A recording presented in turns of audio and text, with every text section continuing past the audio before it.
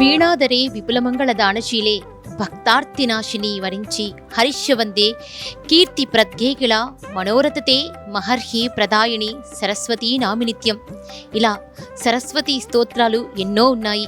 అలా ప్రతిరోజు మనము సరస్వతీ మాతను ఎన్నో స్తోత్రాలను పఠిస్తూ కొలుచుకుంటూ ఉంటాము. ఇలా ఇక్కడ మనకి కర్మాన్ ఘాట్లో ఉన్నటువంటి ఆంజనేయ స్వామి ఆలయంలో ఉప ఆలయంగా కొలువైనటువంటి సరస్వతీ మాత ఆలయంలో ఇక్కడ అమ్మవారు కొలువు తీరి ఉన్నారు. ఈ అమ్మవారిని ఎవరైతే విద్యార్థులు కావచ్చు, పెద్దవాళ్ళు కావచ్చు, ఎవరైనా కూడా అమ్మవారిని దర్శించుకొని చక్కటి విద్యను, బుద్ధిని, జ్ఞానాన్ని ప్రసాదించమని వేడుకుంటారో వారికి కోరిన కోరికలు ఖచ్చితంగా నెరవేరుతాయి. ఎవరైతే విదేశాలకు వెళ్ళాలని కోరుకున్నా, అలాగే విద్యలో మంచి స్థానాన్ని పొందాలని కోరుకున్న వారు ఇక్కడికి వచ్చి ఈ అమ్మవారికి ప్రార్థన చేసినట్లయితే వారు కోరిన కోరిక తప్పకుండా నెరవేరుతుంది.